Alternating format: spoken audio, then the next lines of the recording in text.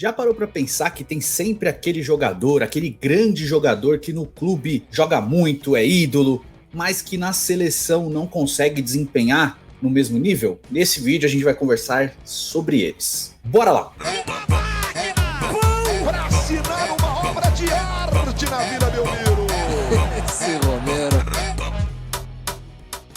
Fala, seus cachorros, beleza? Eu sou o Edu e nesse vídeo a gente vai conversar sobre jogadores que não conseguiram ser na seleção brasileira do mesmo nível que foram no clubes. Não quer dizer que não tenham jogado bem também, inclusive na seleção em alguns momentos, mas não conseguiram chegar no mesmo status de idolatria, inclusive com campeões do mundo aqui, tá? Então é nesse nível, tá? Jogadores que em clubes foram muito ídolos, foram muito grandiosos, mas na seleção brasileira não conseguiram chegar perto disso, tá bom? Então a gente vai comentar isso. Antes de tudo, te convido a participar da nossa rifa, tá certo? É um Xbox Series X ou um PlayStation 5, mais uma TV 4K ou 8.000 no Pix, para você que ganhar, tá? Além de tudo isso, os primeiros colocados, o primeiro, segundo e terceiro colocados também serão premiados de quem adquirirem mais números. Para o primeiro vai um prêmio de 7.000, para o segundo um prêmio de 4.000, para o terceiro um prêmio de R$1.000, né? De quem adquirir mais números. O link tá aqui na descrição, é 99 centavos por número, tá bom? Então participa, ajuda a gente a mobiliar o nosso estúdio agora, porque agora está no projeto, tá com a galera lá, com o Matheus, fazendo o projeto aí, o Matheus, que é o Salah brasileiro. Depois vai ter imagens dele aqui, ele é igualzinho o Salah. Então ele tá fazendo o projeto ali, o escritório dele, e vai fazer o projeto aí do Futirinhas, e a gente vai tocar essa obra aí, precisamos mobiliar aí, a gente vai contar com a ajuda, com esse dinheiro da rifa aí, pra mobiliar o nosso escritório, nosso estúdio, tá bom? Bom, vamos começar a nossa lista aqui. Eu vou começar já o mais polêmico da lista, porque já foi melhor do mundo, etc, que é o Ronaldinho Gaúcho. Ronaldinho Gaúcho foi um jogador monstruoso, tá? Ídolo, sou muito fã, né? Jogou muita bola, ídolo do Barcelona, ídolo do Galo, né? Começou muito bem no Grêmio, jogou muita bola no PSG também, teve bons momentos no Milan, alguns bons momentos no Flamengo também, bons momentos no Querétaro, não foi bem no Fluminense, mas Ronaldinho na seleção brasileira começou muito bem, né? Tanto que o primeiro gol do Ronaldinho, vou até colocar a animação do Bravo, que é o meu Instagram, com o Xande do Rebosteio, do primeiro gol do Ronaldinho Gaúcho com a seleção brasileira, que é uma narração do Galvão Bueno, que é o óleo que ele fez, né? Que viralizou pro mundo todo. É um gol do Ronaldinho Gaúcho contra a Venezuela, num jogo, se eu não me engano, na Arena da Baixada, né? Estádio do Atlético Paranaense, na antiga Arena da Baixada. De novo, aí ninguém encostou. Ele toca pro Ronaldinho Gaúcho. E olha como é que ele entrou. Olha como é que ele entrou. Olha o que ele fez. Olha o que ele fez. Olha o que ele fez. Gol!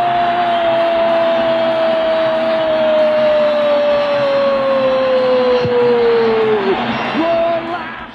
Enfim, o Ronaldinho começou muito bem, vai muito bem na Copa do Mundo de 2002, né? Sendo um jogador coadjuvante do Ronaldo, do Rivaldo. Só que o Ronaldinho, em vários momentos, acho que a Copa das Confederações de 2005 do Ronaldinho também foi muito boa. Só que o Ronaldinho era o melhor jogador do mundo 2005 e 2006. E chega na Copa do Mundo de 2006 com a camisa 10 como principal jogador do futebol mundial, como craque do mundo, e faz uma Copa do Mundo muito ruim. A Copa de 2006 do Ronaldinho realmente é extremamente fraca, né? Aí vai escancar aquela coisa toda.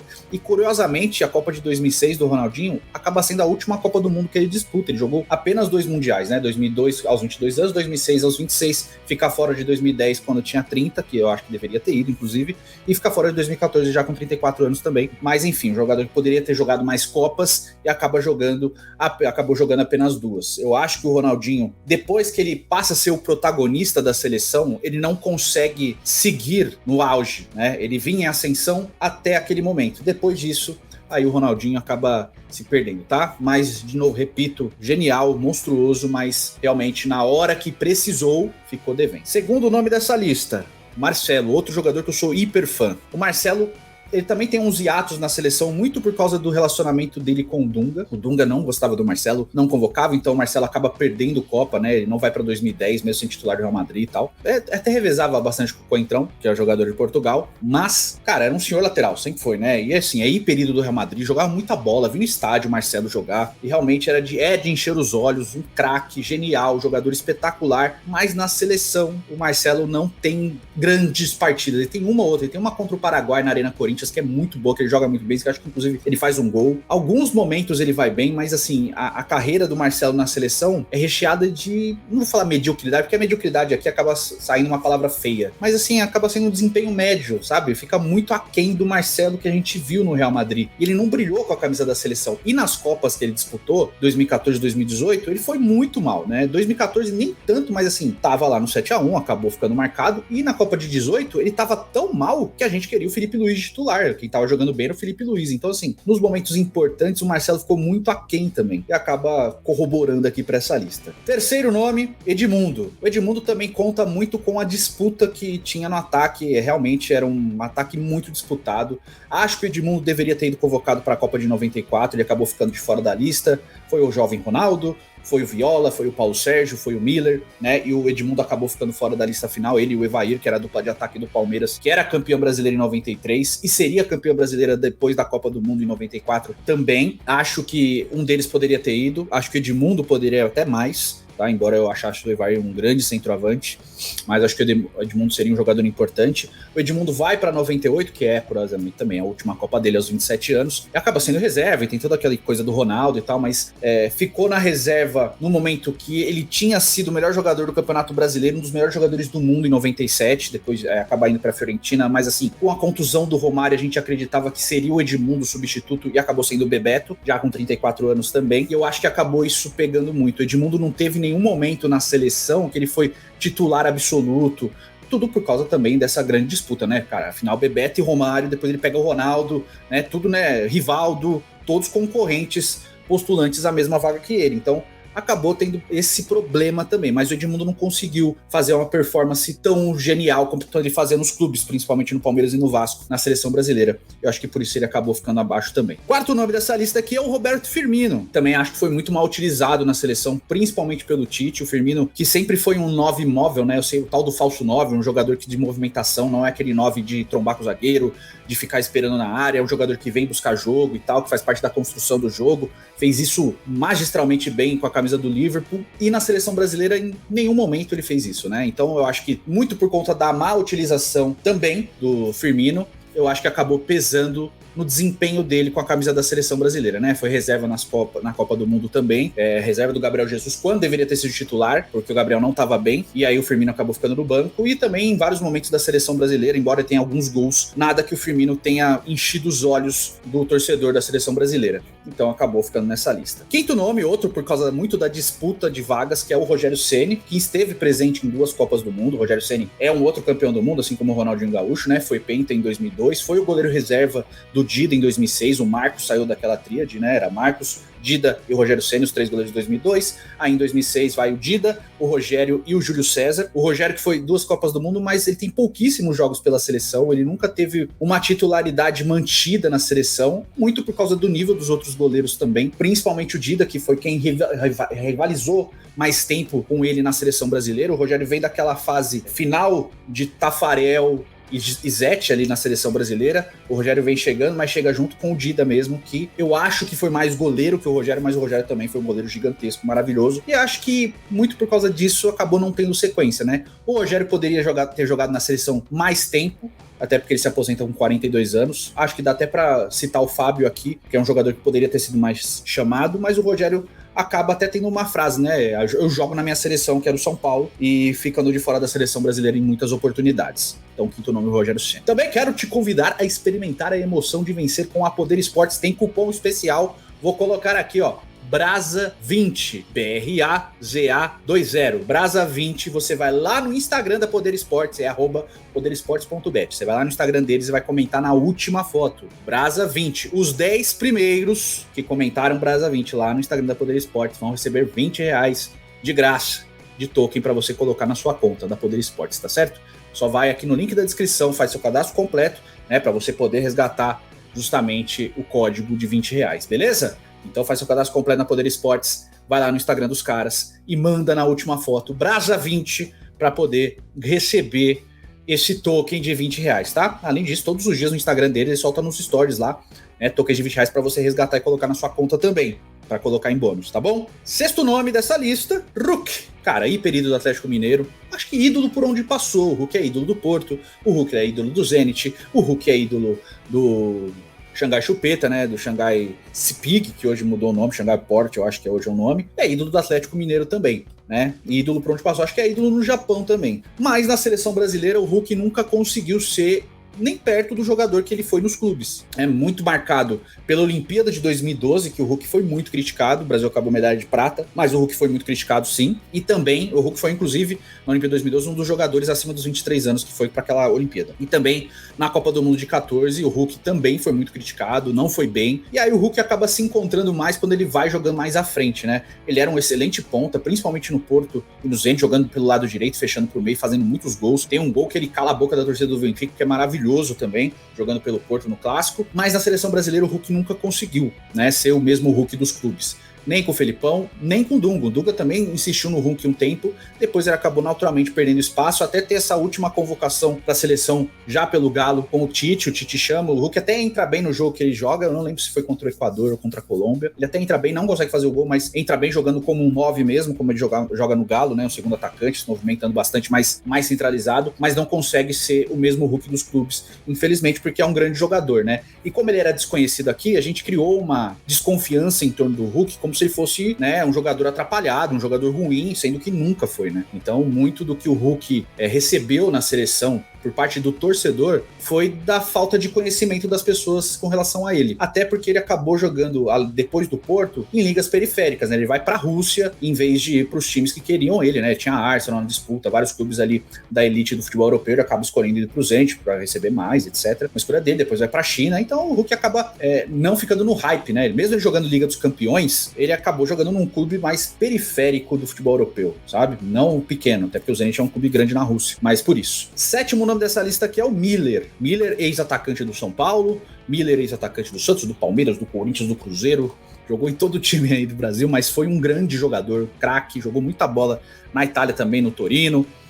O Miller que esteve presente em 3 Copas do Mundo, 86, era reserva, em 90 ele foi titular ao lado do Careca, na seleção brasileira, tem inclusive 2 gols em Copas do Mundo, o Miller, se não me engano, são 62 jogos e 12 gols com a camisa da seleção, e também foi para 94 como reserva, né, não chegou a entrar em campo, mas foi um grande atacante, o Miller fazia muitos gols, inclusive podia até ter entrado na lista dos melhores do mundo em 93, quando o São Paulo é bicampeão do mundo, ele faz um gol no Milan, joga bem contra o Barcelona também em 92, ou seja, ele é bicampeão da Libertadores e do Mundial de Clubes, né, do Intercontinental com o São Paulo, jogou muita bola pelo São Paulo e pelo Palmeiras, pelo Santos também, né, tanto que a convocação para a Copa de 98 era muito pedida também pelo desempenho que ele estava tendo no Santos na época, mas na seleção ele não conseguiu ser o jogador do mesmo nível que ele jogou nos clubes, principalmente esses que eu citei, né? Na Itália ele também jogou muito bem, né? No momento que a Itália era o principal campeonato do futebol europeu, o principal campeonato do futebol mundial, né? A Itália, junto com o futebol brasileiro, tinha os melhores campeonatos. E aí o Miller acabou na seleção não sendo o mesmo atacante que ele sempre foi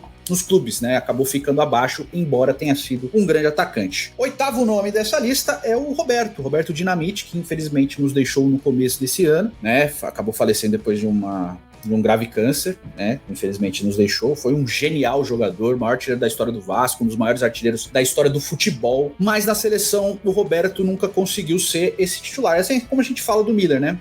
Jogou a Copa de 78, ficou no banco na Copa de 82, sendo um atacante muito, muito, muito melhor que o Serginho, que acabou sendo titular, né? O Roberto, acho que até o Reinaldo eu posso citar aqui, né? Os dois eram 2 grandes atacantes. Imagina um ataque formado por Reinaldo e Roberto Dinamite, que não encaixa na seleção brasileira. E isso aconteceu. Nenhum nem outro, e eu vou deixar os 2 aqui como 8º e 9º nomes dessa lista, nenhum nem outro conseguiram na seleção serem os jogadores que eram nos clubes. Cada um por seu motivo. O Roberto, porque o time não encaixava com ele, o Roberto era um atacante finalizador, mas de muita movimentação, tinha um drible muito bom, era rápido, chutava muito bem. Não tem o apelido de Dinamite à toa, mas assim, mas era Dinamite com relação à velocidade, se eu não me engano, tá? Posso estar errado, mas acho que era em relação à velocidade. Então assim, era um jogador muito completo. O Reinaldo também no Atlético Mineiro, um jogador muito completo, muito comparado ao Pelé pela habilidade, pelo posicionamento, pelo faro de gol, pela estatura, pelo drible. Então, assim, o Reinaldo também era um jogador genial. O Reinaldo já teve problemas com relação à parte política, né? Na época da ditadura militar, o Reinaldo militante de esquerda, né? Tanto que ele comemora com o punho cerrado. Acaba tendo uma perseguição ali política com relação ao Reinaldo. O Reinaldo acaba perdendo muito espaço na seleção brasileira, não estou inventando, é fato, você pode pesquisar. E os dois eu acho que acabaram ficando aquém do que poderiam, principalmente para a seleção brasileira, e o Brasil perdeu uma geração muito boa, né? A gente podia ter tido 78, 82 e 86 com o Roberto, com o Reinaldo já não em 86, mas Careca que acaba fora de 82 porque se contunde, mas vai para 86 joga muita bola, enfim. Tinha um timaço, tinha vários jogadores à disposição e o Brasil acaba perdendo por esses motivos, né? O último nome dessa lista também é um jogador que eu adorava quando era criança, mesmo sendo santista, que é o Raí. O Raí era um cracaço, cara. Um cracaço, jogou demais no São Paulo, muito, muito, muito mesmo. Bicampeão da Libertadores e campeão do mundo em 92, porque ele não joga 93, que vai pro PSG. Joga muito no PSG, inclusive para muitos torcedores do PSG, é um dos maiores ídolos e o principal brasileiro da história do PSG, mesmo com toda essa era gigante aí do PSG. O Raí ainda é colocado nesse status, né? Um PSG totalmente diferente, mas o Raí jogou lá por 5 temporadas, é muito ídolo do Paris Saint-Germain, mas na seleção o Raí nunca conseguiu ser o mesmo jogador que ele foi, principalmente com a camisa do São Paulo. Cara, o meio-campista, camisa 10, artilheiro, líder de assistências, fazendo muitos gols mesmo, gol de cabeça, gol de peito, gol de peixinho, gol de fora da área, gol de falta, gol driblando, assim, gols de várias maneiras, um jogador de 1,90 m de altura, né, bem alto, e o Raí ficou devendo na seleção, tanto que na Copa de 94, que a gente usa como exemplo, o Raí foi a única Copa do Raí, ele já estava com 28 para 29 anos, o Raí, ele chega como capitão da seleção brasileira, por muito do que ele tinha feito com a camisa do São Paulo, ele é capitão da seleção brasileira, acaba perdendo o posto de titular, a faixa capitão na Copa sai do Raí pro Jorginho, do Jorginho pro Dunga, que acaba sendo capitão por mais todo o ciclo até a Copa de 98, quando o Dunga acaba deixando a seleção brasileira, né? E o Raí acaba virando um reserva de luxo naquela seleção de 94, ele perde a vaga pro Mazinho, o Mazinho vai e joga como titular até a final da Copa do Mundo, que o Brasil acaba conquistando o tetra. Então o Raí também ficou muito aquém de que se esperava dele com a camisa da seleção brasileira. Mas eu quero saber a sua opinião, lembra de outros assim? Lembra de outros jogadores que são inversos, jogadores que jogavam muito nos clubes, mas cresciam muito na seleção? Eu vou dar 2 exemplos para você seguir a linha. Tafarel e Dunga. Os dois na seleção eram outras coisas, né? Nos clubes eram bons, mas na seleção eles se transformavam, ficavam muito maiores do que eles eram nos clubes. Quero saber a sua opinião, diz aí nos comentários, faz o cucocô, compartilhe. Tamo junto, até o próximo vídeo, fiquem com Deus, um beijo, um queijo, até logo.